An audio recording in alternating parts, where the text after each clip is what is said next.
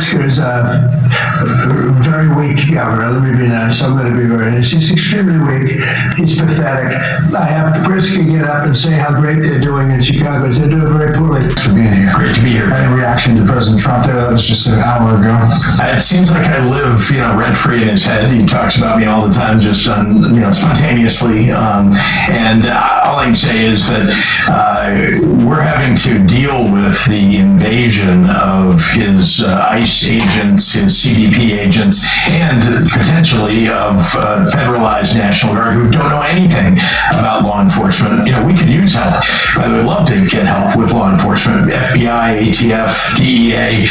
We want to get gangs and guns and drugs off the streets, and we've asked for that kind of help, but instead he's talking about sending troops. Why? He says he wants to get guns, drugs, and gangs out the streets of Chicago, but the numbers don't show that. Well, you have this effort to track ICE. The Illinois Accountability Commission announced today to create this public record of federal law enforcement agents, determines how to collect testimony, hold hearings, interview individuals, record. It could be used to pursue justice and accountability on them, right? Yes. So what do you say to the people who look at that and say, ICE is taking bad guys off the streets of Chicago? For Pritzker to say ICE is taking bad people off the streets of Chicago, he would have to give Trump credit. He's not going to do that. He'd rather his people die in Chicago than give Trump credit for anything. Listen, it's great. Go get Tren de Aragua. That's not what happened. Remember, they attacked a building with 130 people in it, and they got a couple of gang members. That's what you ought to do, by the way. Go after them, not the 130 people. Instead, they took everybody out of the building. They zip-tied the kids. They took some of the seniors and put them into U-Hauls for hours. And many of them U.S. citizens legally in this country, others. And instead they detained, literally dozens and dozens of people for hours. That is not the way you do law enforcement. The thing is, no one believes kids and elderly folks should be zip-tied. But he also said a few gang members. A few gang members can take out thousands and thousands of people in Chicago and completely wreck a city. When you say a few gang members, man, don't lessen the crime. I believe any illegal immigrant charged with or convicted of a felony should be deported. I think they ought to take the violent criminals and get them out of my state and get them out of the country. I absolutely believe that, but that's not what they're doing. They were going after the worst. You don't help them because you're a sanctuary state, right? No, we do. If you bring us a judicial warrant, we will bring you all kinds of help on the ground to go get the bad guys. That's what we want. We want the bad guys off the streets. What we don't want is for people to get racially profiled. That's what's happening right now. Earlier this year, Chicago police charged 2 illegal aliens with felony murder and the killing of a 63-year-old man who was found tied up in his home.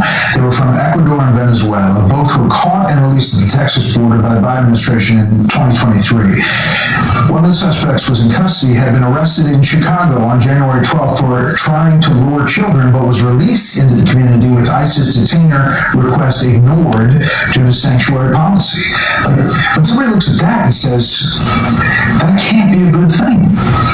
Brett, every person that gets held, every person that be for probable cause, with due process, every person has a trial or has a hearing, and it gets determined whether or not they should be held in a jail cell or whether they get bail, right? Those things have happened all over the country.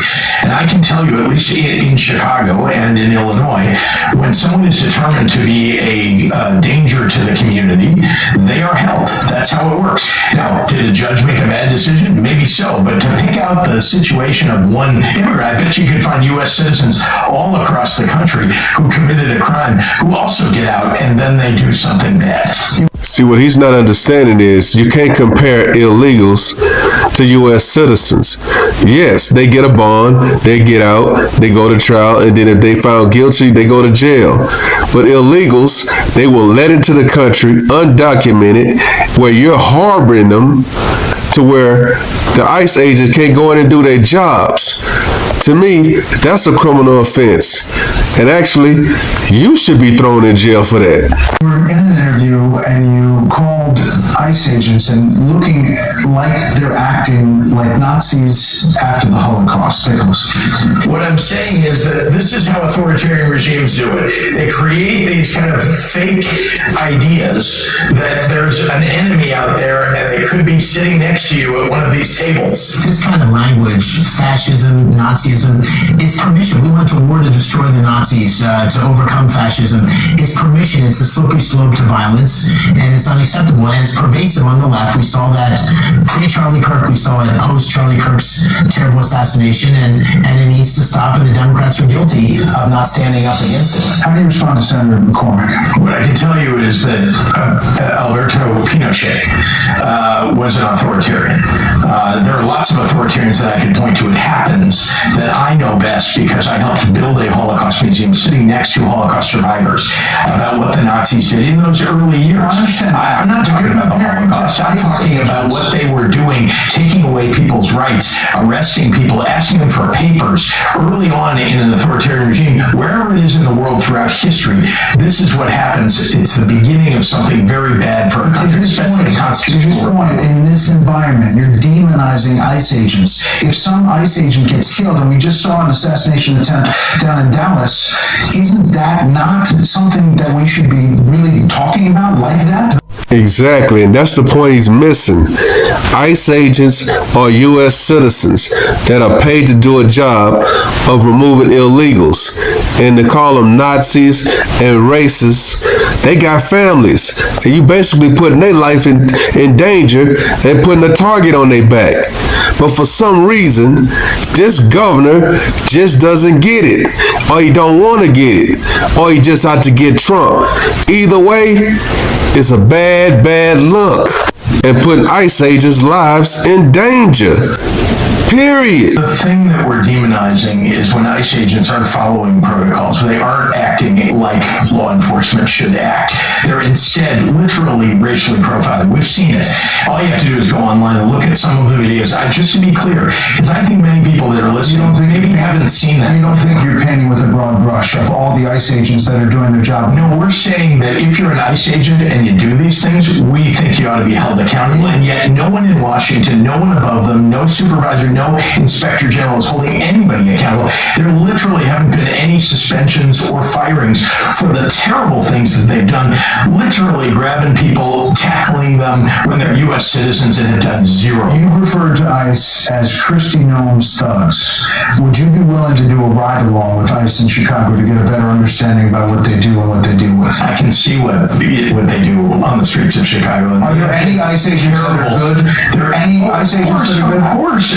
The problem is who's holding the bad ones accountable? Because the bad ones, frankly, are the ones that we're seeing all the time. And then you have Bovino on Fox News saying, oh, they're very professional. They're doing everything by the book. Saying who's holding ICE agents accountable for their actions? Who's holding these gang members and these illegals that's tormenting the citizens of Chicago? Because they're able to do whatever they want, whenever they want, however they want. And no one's holding them accountable. If anything, you seem like you're protecting them. And the reason why you seem like you're protecting them is because your hate for Trump is clouding your judgment for protecting the citizens of Chicago. Why does Chicago have the highest murder rate of all the big cities? Well, we are not in the top 30 in terms of our murder rate. Indeed, our murder rate it has been cut in half over the last 4 years, and every year it's gone down by double digits. And if you look at all of the violent crime over the last 4 years, they've all gone down. U.S. cities, 17.47 per 100,000 population. Chicago's number one over Philadelphia, Houston, Dallas, San Antonio, Phoenix, Los Angeles, New York, and San Diego.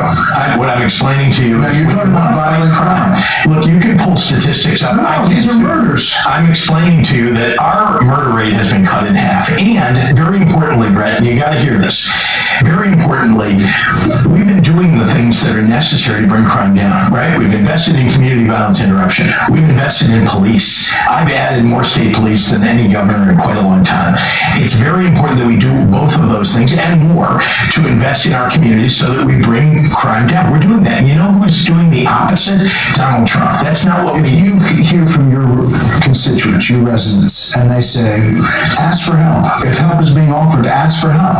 I have, and I do, and I regularly say, you've heard me, anybody that's listened to me has heard me say, and I believe this is absolutely necessary, bring us FBI. We want to go after the gang members. Bring us DEA. We'd like to get more drugs off the streets. Fentanyl is killing too many people in Illinois. I want to point out, by the way, in the state of Illinois, we are 19th safest. I'd like to be number 1 or number 2 safest. 19th safest, not 50th, not 45th, 19th. We're doing a good job of addressing crime and bringing it down steadily, doing the job but it's not going to get brought down by bringing soldiers onto the streets of America. See, the thing is, the governor is saying crime is down in Illinois, but in Chicago, ask the citizens in Inglewood, West Garfield Park, Austin, East Garfield Park, West Inglewood, and North Lawndale. These areas have high rates of violent and property crime. Many of these neighborhoods are located on the south and west side of the city, and they are often advised to be avoided, especially at night. So for this governor to say the citizens of Chicago are feeling more safe, he's being disingenuous. Let me know what you guys think. Drop a comment. Like, comment, subscribe. Follow God, not culture.